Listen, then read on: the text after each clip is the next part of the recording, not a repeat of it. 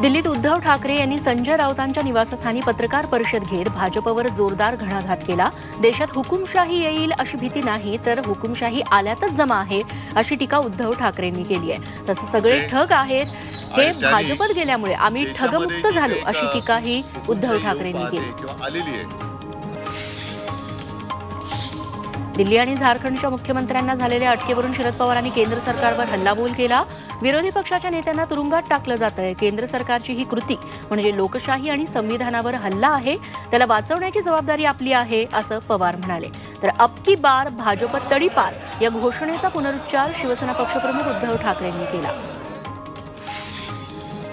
EVM manage केल्याशिवाय 400 पार शक्य नाही असा आरोप राहुल गांधींनी भाजपवर केला।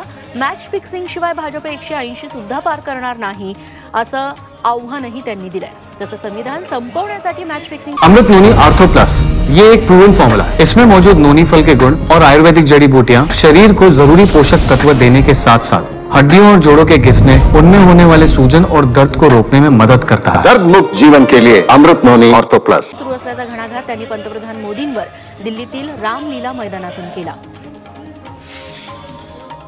दिल्लीतल्या रामलीला मैदानावर इंडिया आघाडीनं शक्ती प्रदर्शन केलं। दिल्लीचे मुख्यमंत्री अरविंद केजरीवाल यांच्या अटकेच्या निषेधार्थ इंडिया आघाडीनं एकजूट दाखवली।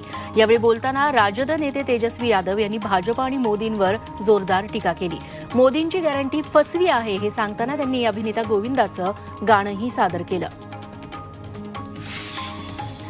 देवेंद्र फडणवीसांनी मणिपूर लडाखला जावं, मी खर्च करतो, त्यांनी काश्मीरी पंडितांना भेटावं, त्यांच्या व्यथा जाणून घ्याव्यात, एखादा प्रोड्युसर घेऊन मणिपूर फाईल्स सारखा चित्रपट काढावा असा खोचक सल्ला उद्धव ठाकरेंनी दिलाय।